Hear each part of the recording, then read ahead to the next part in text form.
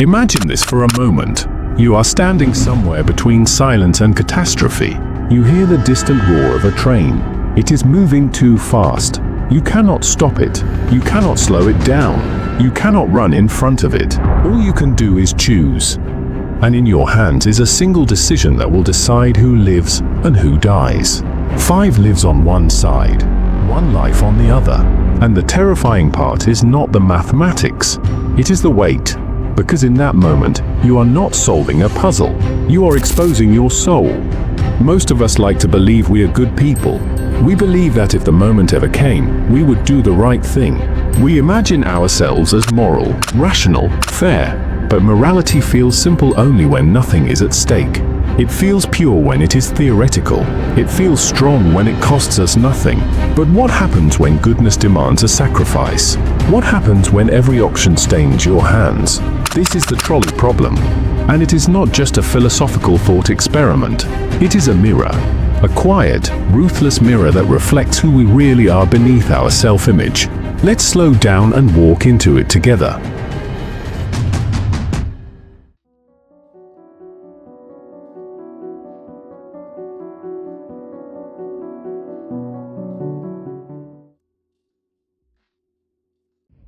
Picture a railway track. 5 workers are standing on it, unaware. They are focused on their job.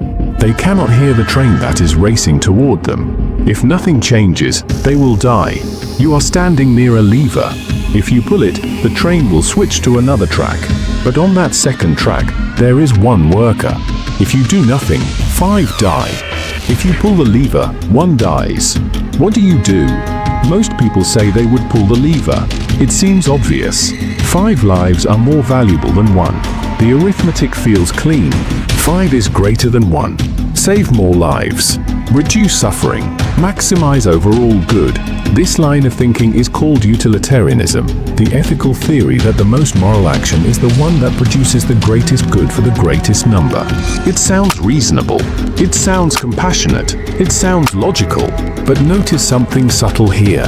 If you do nothing, you are not actively killing anyone. The 5 die because the train was already heading toward them. Their deaths are tragic, but not caused by you. If you pull the lever, you directly intervene. You redirect the train. You become the causal agent of 1 person's death. In one scenario, you allow 5 to die. In the other, you cause 1 to die. And psychologically, that difference matters. Research in moral psychology shows that human beings react very differently to harm caused by action versus harm caused by inaction. We feel more responsible when we actively cause harm than when we passively allow harm to happen, even if the outcomes are worse in the second case. Why? Because intention matters to us. Agency matters. We judge ourselves not only by results but by what we chose to do. If you pull the lever, you might tell yourself, I saved 5 people. But somewhere deeper, a quieter voice might whisper, I killed 1. That whisper is the beginning of a dilemma. Now let's make it more personal. Same situation, same train, same 5 workers. You can pull the lever to divert the train onto a track where only 1 person stands. But this time, that 1 person is your father, or your mother, or your partner, or your child. The numbers have not changed. 5 versus 1, but your heart has. Suddenly, utilitarianism feels cold. The clean logic becomes unbearable. The 5 lives are now abstract strangers. The 1 life is your entire world. This is where moral philosophy collides with human nature. From a purely utilitarian standpoint, the answer remains the same. 5 lives still outweigh 1. If morality is about maximizing total well-being, you should pull the lever, even if it kills someone you love. But most people hesitate here. Many refuse. And that hesitation reveals something profound. Our moral judgments are not purely mathematical. They are deeply emotional. They are shaped by attachment, loyalty, identity, and fear of loss. We are not moral calculators. We are relational beings. In psychology, there is a concept known as moral intuition. Before we consciously reason about right and wrong, we feel it. Our brains generate rapid, automatic emotional responses. Then, afterward, we construct rational explanations to justify what we already feel. In the first version of the trolley problem, your intuition might say, save the 5. It feels like the bigger good. In the second version, your intuition might scream, protect your own. Loyalty overrides arithmetic. And neither response makes you a monster. It makes you human. But let's go even deeper. Now imagine a different variation. There is no lever. You are standing on a bridge above the track. The train is heading toward 5 workers. Next to you stands a large man. If you push him onto the track, his body will stop the train. He will die. The 5 will live. 1 life for 5. The math is identical. But this time, you must use your hands. You must feel his body under your palms. You must look into his eyes. And you must push. Studies show that most people who are willing to pull the lever are not willing to push the man. Why? Because the physical closeness changes everything. In the lever scenario, the harm is indirect, mechanical, distant. In the pushing scenario, the harm is personal, physical, intimate. Your brain reacts differently. Neuroscientific research has shown that when people consider the pushed scenario, areas of the brain associated with emotion, particularly the amygdala and medial prefrontal cortex, become highly active. The situation feels more violent, more personal, more morally wrong, even though the outcome is identical. The difference is not in numbers. It is in proximity. This reveals something uncomfortable about us. Our moral judgments are influenced by how directly we are involved, not just by consequences. We are more disturbed by personal violence than by distant harm. And if you are honest with yourself, you see this in real life. It is easier to support a war on television than to pull a trigger yourself. It is easier to accept layoffs in a company spreadsheet than to look someone in the eyes and tell them they are fired. It is easier to ignore suffering when it is statistics. The trolley problem is not about trains. It is about distance. It asks, when harm is inevitable, what kind of responsibility are you willing to accept? Now pause for a moment and ask yourself something honestly. If you had to choose, lever or no lever, push or no push, what would you actually do? Not what sounds noble. Not what sounds intelligent. What would you really do? I want you to comment below and tell me which version disturbed you the most and why. Because your discomfort is the key. The trolley problem forces us to confront a truth we usually avoid. Sometimes, morality is tragic. There is no clean choice. No perfect outcome. No hero's path. Philosophers call this moral residue. Even when you choose the option that seems best, something lingers. A sense that you have violated a value. A shadow that does not disappear. If you pull the lever, you may save 5 lives. But you will always know that you caused 1 death. If you do nothing, you may preserve your sense of innocence. But you will know that 5 died when you could have intervened. Either way, something inside you changes. This is why dilemmas are different from ordinary problems. A problem has a solution. A dilemma has a cost. And in life, most of our hardest moments are dilemmas, not problems. You may never stand beside a railway track with a lever in your hand. But you will face situations where every option hurts.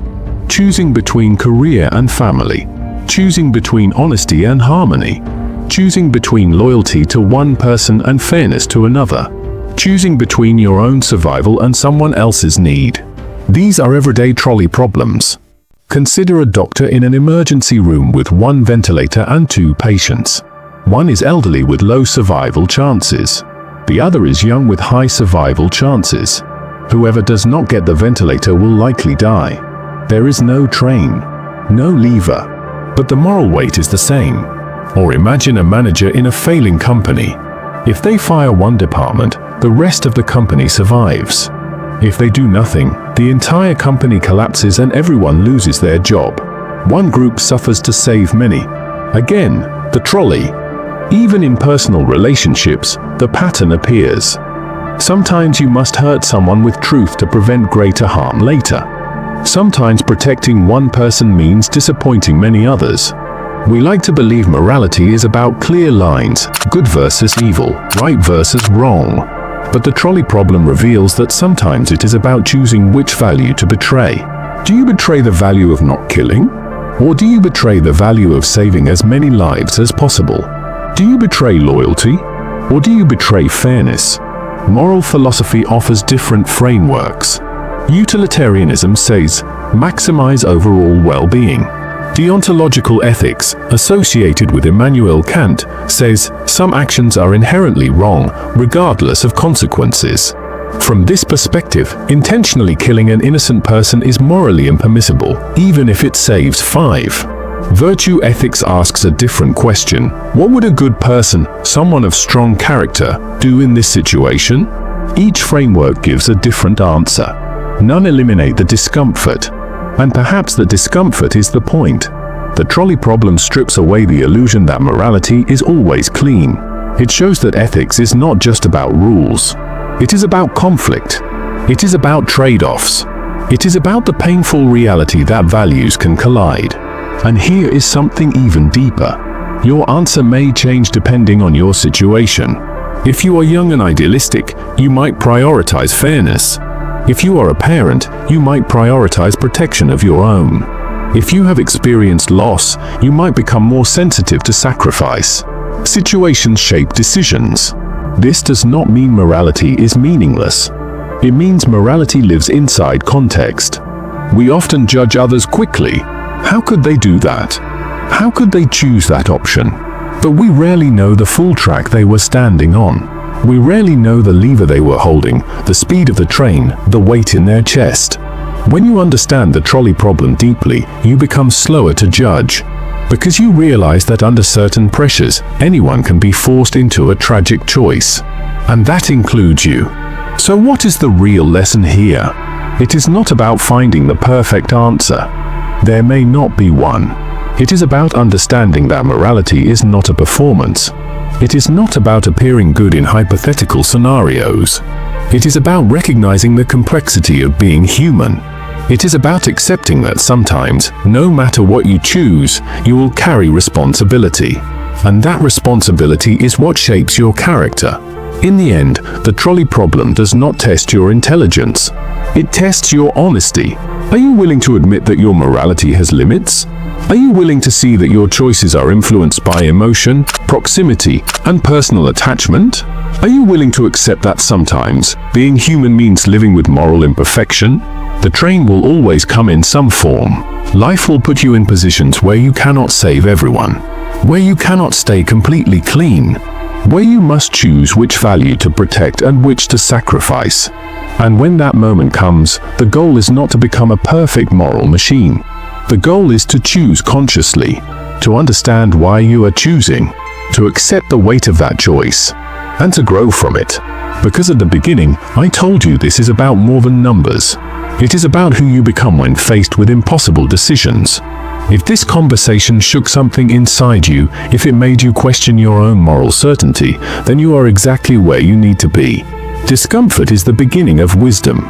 And if you want to go even deeper into the questions of meaning, morality, and whether anything truly matters at all, then you should watch my previous video on what is nihilism, the truth about life, meaning, and nothingness.